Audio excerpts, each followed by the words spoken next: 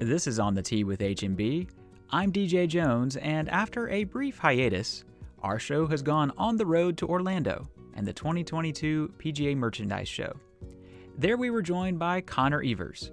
Connor is both a PGA member and the newest member of the H&B team, having joined us as an expedition planning manager last year. Connor was kind enough to take a little time out of his busy show schedule to talk golf and the good life and share his unique perspective from both sides of the Atlantic.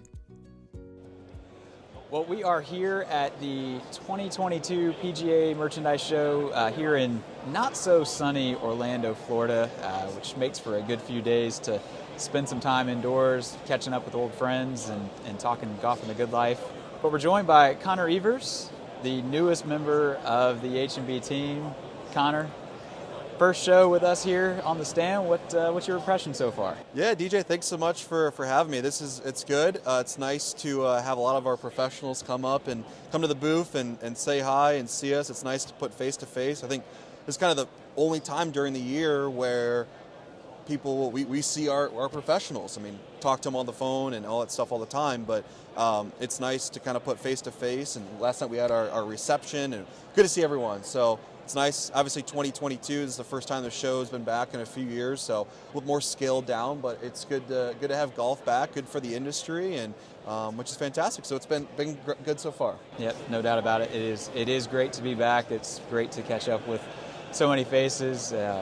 It's funny, our friends in Ireland and Scotland that are in the booth next to us, they joke that they have to fly across the ocean to Orlando in order to catch up with each other. Yep. So glad that they've had the opportunity to do that this week. So before we kind of dive into to your role with the company and so forth, tell everyone in the game of golf has their origin story. Yep. I'm curious, tell us a little about yours. Yeah, absolutely. So I grew up in the very eastern part of Iowa. I was on a 200-acre farm, actually, so I was a farm kid growing up. Got a good work ethic that way, which is good. But it's kind of funny. I don't have anyone in my family that played golf. My uncle used to, but I don't say that I got into golf from him. And honestly, I just started watching it on TV, saw some highlights on ESPN and stuff, and watched Tiger Woods, and got me intrigued. So started playing golf at our local golf course. It's about a 5-10 minute walk, or 5 to 10 minute drive from where I lived. It was a really nice public 18-hole golf course. They had a nice driving range as well as a 9-hole par 3 course. So spent a lot of summers, sun up to sundown. Parents dropped me off in the morning and picked me up at night after work. Play golf a bunch there, which is great. And when I got to 16, parents were like, hey, you need a job? And I thought, well, spend a bunch of time at the golf course. Why don't I try to work there? So I worked at, it's called Valley Oaks Golf Course, and started with just doing carts there all the way up to when I was about a senior in high school. And I was pretty much doing like some of the accounting and some fun stuff. So I saw the full operation of a golf facility, which is great. And then actually my senior year of high school, I worked for John Panic. He's actually a head golf professional at Davenport Country Club. He actually travels with us every year, which is kind of cool. So it's kind of funny how the kind of wheels turn on that, which is good. But while I was actually at Valley Oaks still, the golf professional there was like, hey, what are you going to do, in your career? I was like 15, 16, going off to college, and I said, I have no clue. And he said, have you heard about the PGA Golf Management Program? It's a way for you to become a PGA member in the future. And I said, no, and I looked into it, and I'm like, man, this is exactly what I want to do. I can get a business degree, and then graduate, and then become a PGA member at the end. I said, this is perfect. And Chris, actually, our other planner, he went to Mississippi State for that program as well. So it kind of sets you up to be a member in the end. So visited a couple schools in the Midwest. I liked the program, fell in love with it even more, but I wanted to play golf year-round, get out of the snow, get farther away from home and the farm. But I visited Memphis University in Fayetteville, North Carolina. Absolutely fell in love with the school, the program. It's about 45 minutes away from the Pinehurst area, so there was great golf everywhere. We actually had a golf course on our university campus as well. So I ended up actually going to Methodist, and through the PGA Golf Management Program, you do a total of 4 internships, and did them all over the country, from Massachusetts to Wyoming, did Michigan, and I know we'll talk a little bit more in depth about it, but I was very fortunate to go across the pond and work for Andy McMahon, head golf professional at Adair Manor. So that's kind of my origin story in golf, DJ. Awesome stuff, man. Well, and it's funny you mentioned the small world of the golf business, and that not only did you work with one of our partners, but you've obviously worked with PGA professionals and clubs that now travel with us, Yeah. and, in your new role. So it's funny how everything comes full circle like that. But became a PGA member in 2020, so you're still a relatively new PGA member, and obviously the game has been through a lot of transformation over the last few years, and especially over the last 2 years in the golf business, I should say. And, what would you say, looking at it from your perspective, as a new PGA member, what are some of the challenges that are facing PGA professionals today? Yeah, so a lot of the clubs in the States right now, they've had a huge increase of membership and play in general, if it's a private or a public facility. So the clubs have an increased amount. I think I saw a report, it was like 3 million new golfers that have started playing since the pandemic, because that was one of the things that people could do, tennis and golf and just be outside. So there's been a huge increase of golfers.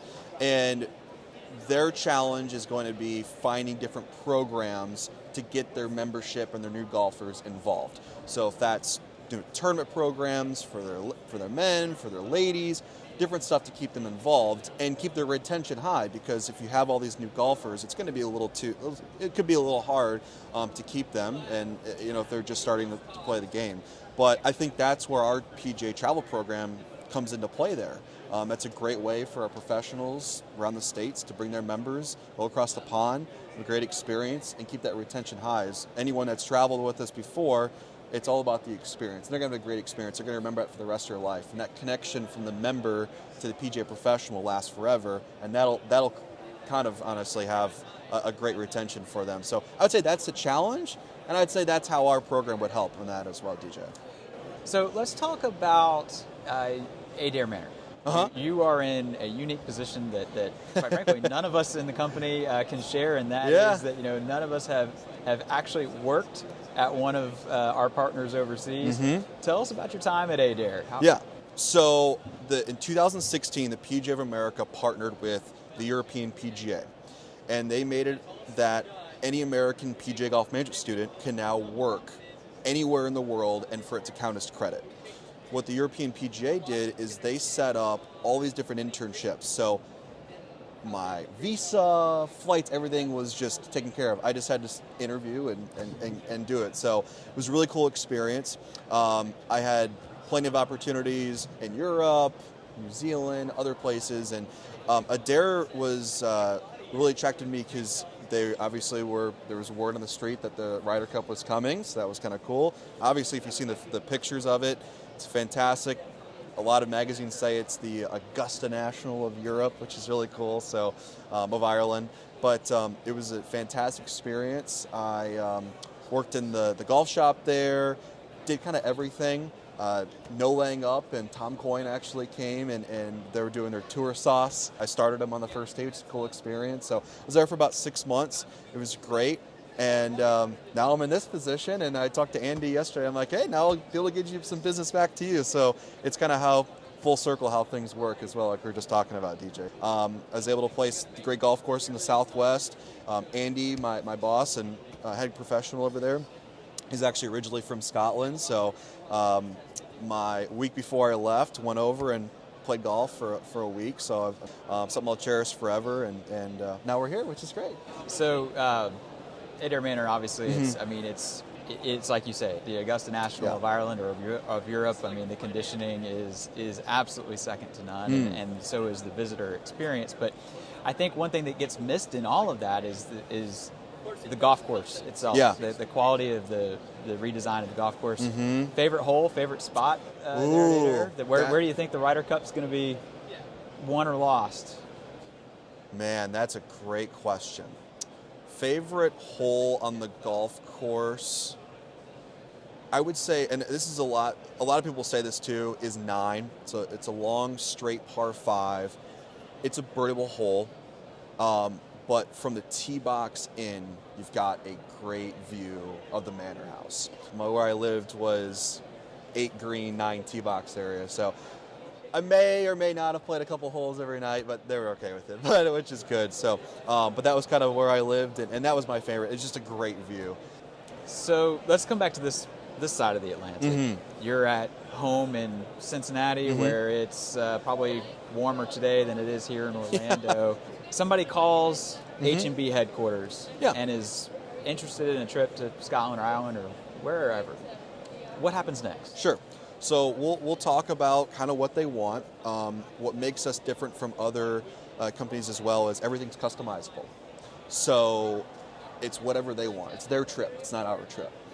So if they want to play at specific golf courses, we just kind of go through that. We'll talk about the different hotel opportunities, talk about transportation, just kind of what a trip looks like, and just see how many days they want to do, what part of the year, just kind of what they want. Again, it's up to them. It's their trip. And I also say, when I'm talking to Mike and Chris a little bit more, and I joke around with my buddies, called a bag tag berry. So bag tag berry is someone that, for example, they go to Scotland and they're playing 36 holes every day, and they're not experiencing where they're at, which is Scotland. We're all about the full experience. Personally, I say it's 50% your golf and it's 50% the other experiences. It's dining in the nice, restaurants. It's the cool pub and having the experience with the bartender. It's the whiskey or scotch tastings if you're in Ireland or Scotland. It's just those little things that make the experience the experience. So I'd say those are the kind of the special formula, if you will, that makes us different and why I've been so successful since '91.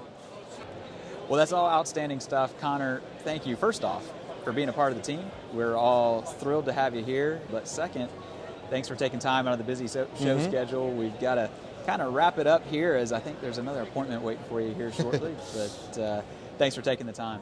Absolutely. Thanks, DJ. A pleasure. Thanks so much.